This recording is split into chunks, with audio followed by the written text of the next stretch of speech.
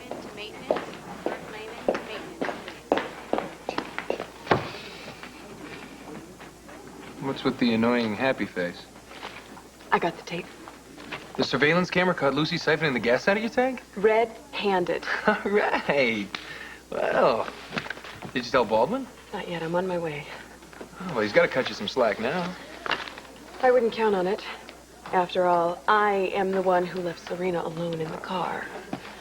But at least this tape will show Lucy Coe for the person she really is. You know what, Pumpkinhead? Your daddy is going to have to build you a gigantic, enormous toy chest to hold all this loot when you get home.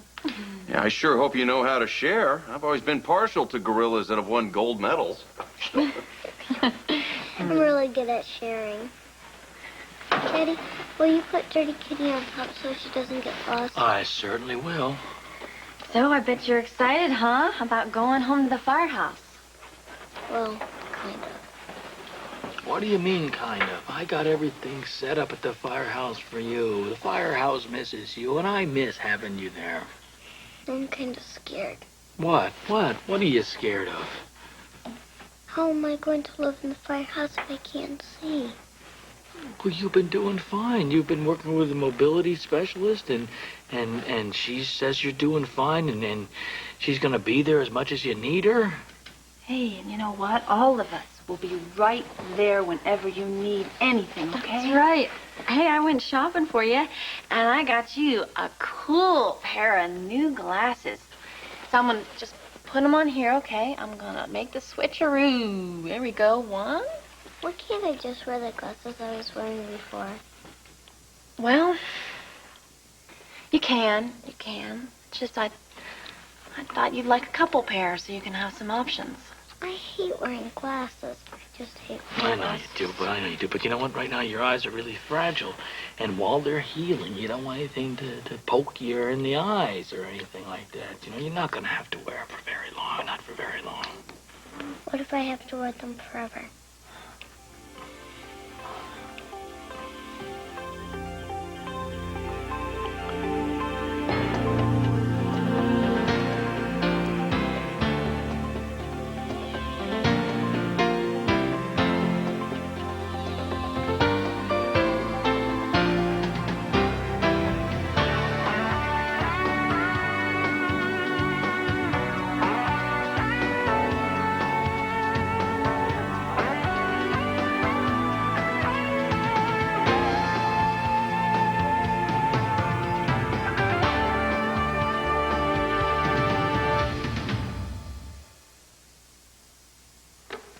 Well, I got to go check on a patient in ICU. Good luck with Baldwin. Thank you. Hey, Doc, you got a minute? No, actually, I don't. I'm going to meet someone. Those seem like happier times. Where did you get this? Not important. You recognize the pen you were holding? Yes, I do. Devlin gave it to me, and I lost it a long time ago. Oh, the same way you lost your bracelet? As I recall, that little piece of evidence ended up at the bottom of the harbor. Where'd you lose the pen? The incinerator. I'd laugh if I didn't think that could be true. Why didn't you come clean about the pen? Come clean? There's nothing to come clean about. This is irrelevant. Your bracelet was found near Bennett Devlin's corpse. You never proved conclusively that it was Devlin's blood on my bracelet. And now... What are you doing, taking Lucy Coe's word for evidence these days? Now I find out that you had a pen just like the one that was used to kill the guy. I'd call that relevant. Call it what you will. I have an alibi for Devlin's murder. Now, if you will excuse me, I have other things to do. You can start by telling me where you were last night during the Tell Me About It radio show. Last night I was running errands. What about some radio show? I don't even listen to the radio. Someone claiming to be our town executioner was on last night having a chat with Kevin Collins. Well, it wasn't me. Oh.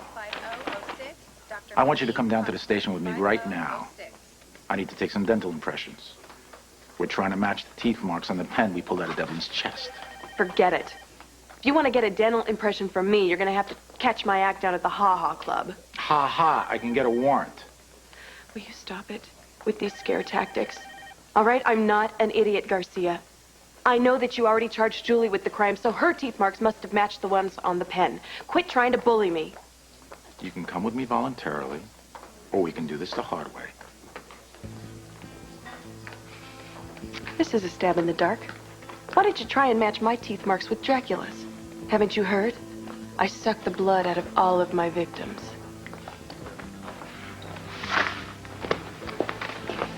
Dr. Ghetto, 8099. Dr.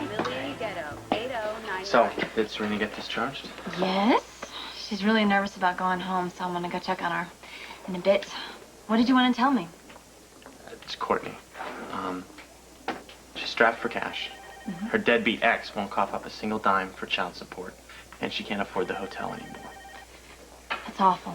Maybe we could take up a collection. I'm sure everybody will be happy to pitch in. I went one step further than that. I offered Courtney Eve's old room. In your house. Karen, I'm doing this for Neil.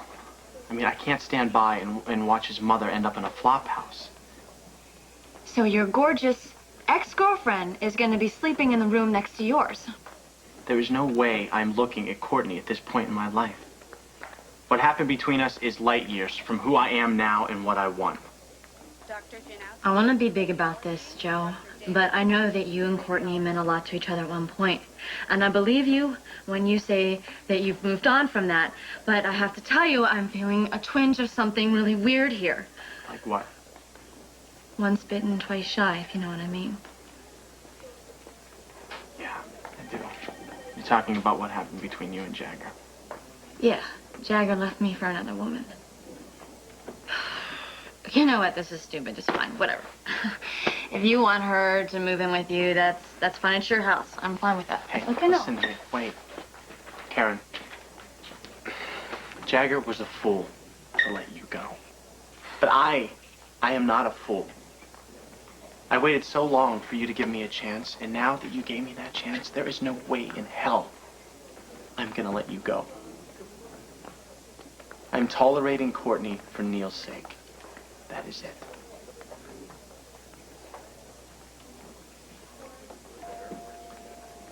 Tolerate, okay. I like that word. But I hope you know that I'll probably be spending every night with you from now on. You're mine. Well, then my plan is working.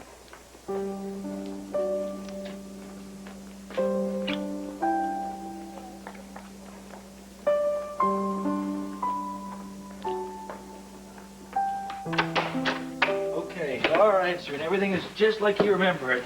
Okay, now come on, don't forget there's a step. Okay, use your cane, use your cane, use your cane, use your cane, use your cane, oh no. You just gotta use your cane. I almost fell. No, I know, but I got you. Now come on, now just keep going. Use the cane. Remember, there's a little table to the left, and then there's the coffee table to the I right. remember.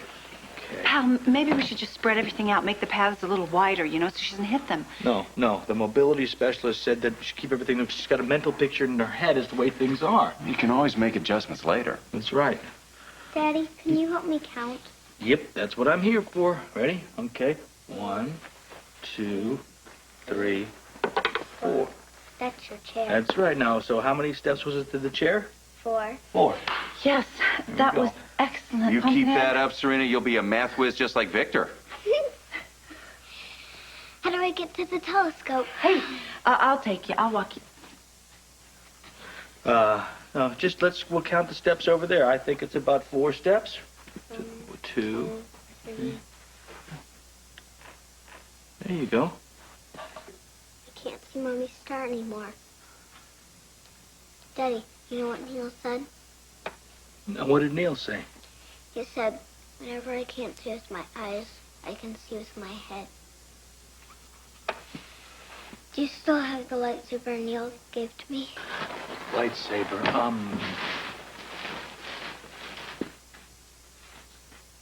I think we left it in the hospital room. I'm gonna call Karen and she'll go and get it and we'll have it back here today. But what if somebody threw it away by accident? Oh, no, that's not going to happen because Lucy, rise to GH to retrieve the lightsaber. Here I go. I'll drive you over. Thank you. Oh, no, Doc, you can't because you have to go meet the musicians for the rehearsal. I'm going to take a cab. Can I go to the rehearsal? How will I know what to do? Hey, well, Pumpkinhead, you know what? You just did get back from the hospital and everything, and so I don't think it's such a good idea you go to the rehearsal But I will go, and I will take notes, and then I will write down everything you have to do so you will know everything, and you don't have to worry about it, okay? I'll do that. Okay. Well, find out where I should throw my petals. And would you please find out how many steps it has to take for me to walk down the aisle, please? Yeah, I will do that right away. You will be perfect because I'll give you the perfect notes, okay? I'll see you later. I'll be back with that lightsaber. See you later.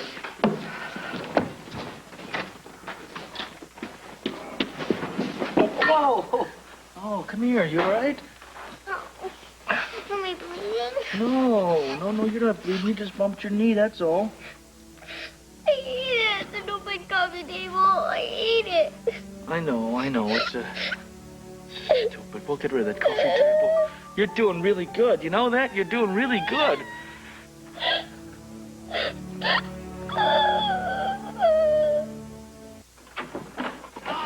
Hey, glad you're home.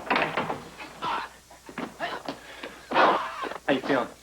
I mean, is a lower dose of the DL56 been causing any problems at all? Let me check your vitals. No, I don't need another checkup. In fact, I feel good enough to maybe stop taking it altogether. Whoa. Frank, are you sure about that? A few days ago, you were bouncing off the walls. What can I say? You and Karen were right. The closer I get to having DL56 completely out of my system, the better I feel. So, what's up? I found someone to take Eve's old room. Good news for a change. Unless, don't tell me Mom's moving back in. No, Frank, it's not Mom. I'm giving it to Courtney. This is a joke, right?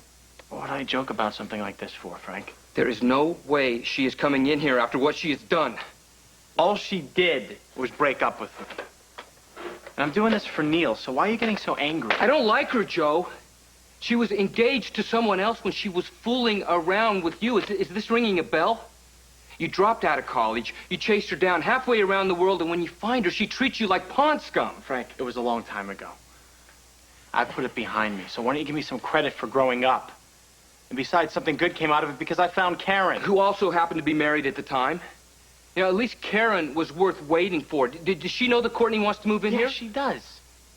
And you know what? She's dealing with it a hell of a lot better than you are. Because she doesn't have to live with her. You are making a mistake. Fine. Then let me live with it, okay? But we share this house. Which is the only reason I'm even discussing it. So what's it gonna be?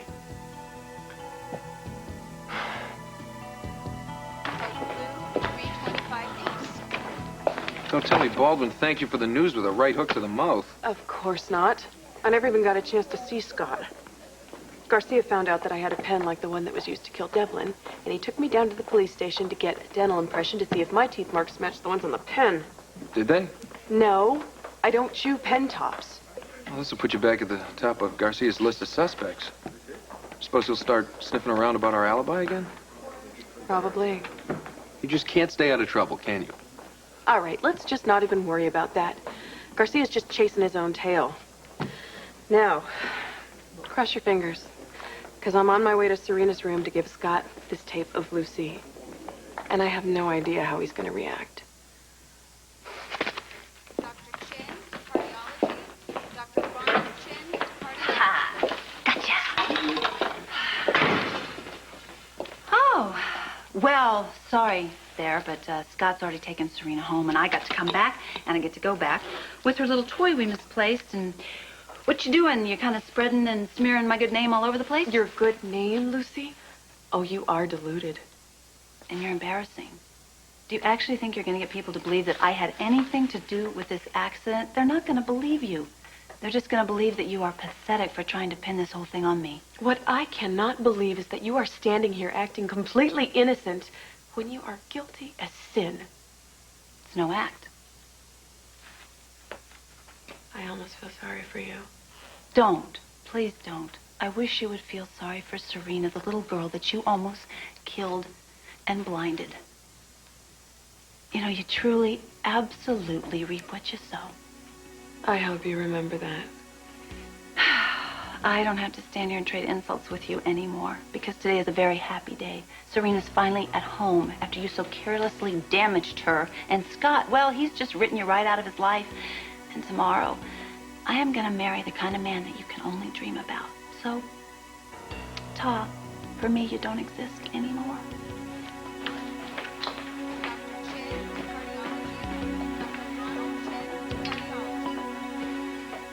Okay, come on, let's put this back in your hand. Let's get you up and try it again.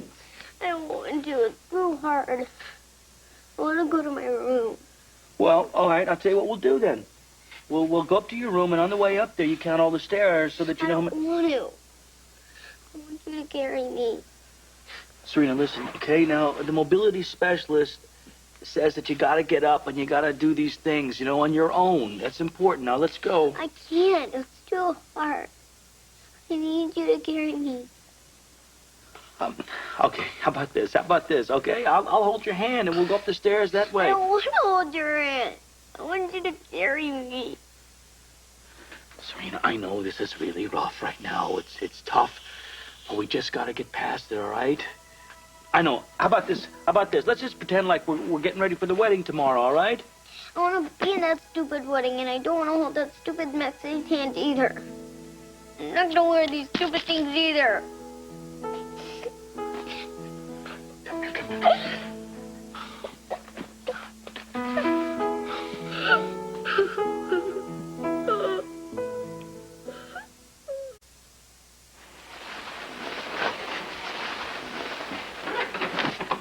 Hi, Frank.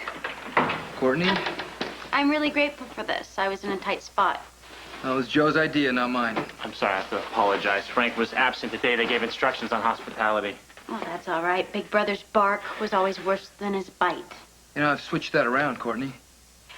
I have another bag in the Oh, car. no. I'll tell you what. I'll go grab it. You two get reacquainted. And no biting, okay?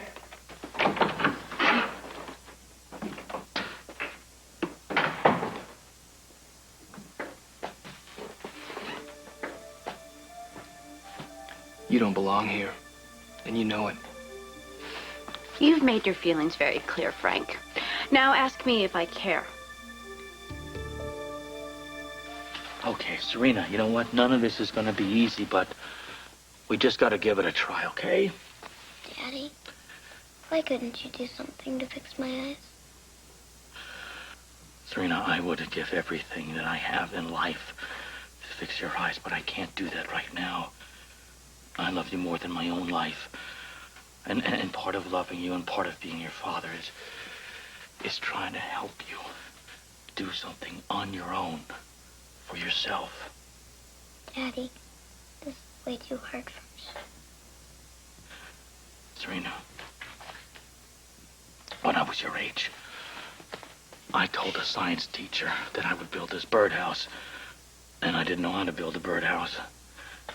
And I put it off, and then the deadline was due, and I was scared, and I was afraid, and I went to Grandpa Lee, and I said, build this birdhouse for me. Well, did he? No, he didn't. He showed me how to hammer and how to measure things and cut things, but I did it. But you could see it then. I can't see. I don't like being in the dark all the time, Daddy. Would you please carry me, Daddy? Just once, please. Just this once. Just this once. Just this once, okay?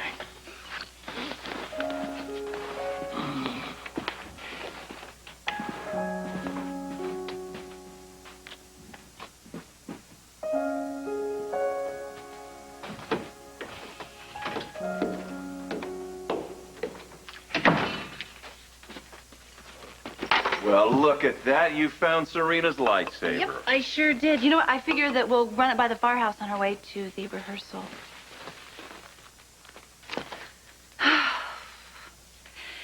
You know what? Sometimes you just absolutely take my breath away. You will never, ever, ever know how blessed I feel to have you. You know, I fantasized about calling you my wife, Mrs. Dr. Lucy Coe Collins, for so long. It seems like an eternity. Well, Doctor, Your fantasy is about to become a reality.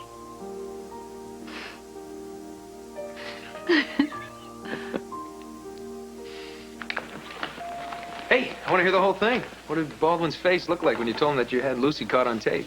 I didn't get a chance to tell him. He'd already gone. I did, however, run into Lucy Coe. Well, did you tell her you had the goods on her? No. I have decided that this has gone way past a private one-on-one revenge session. Lucy needs to be humiliated publicly.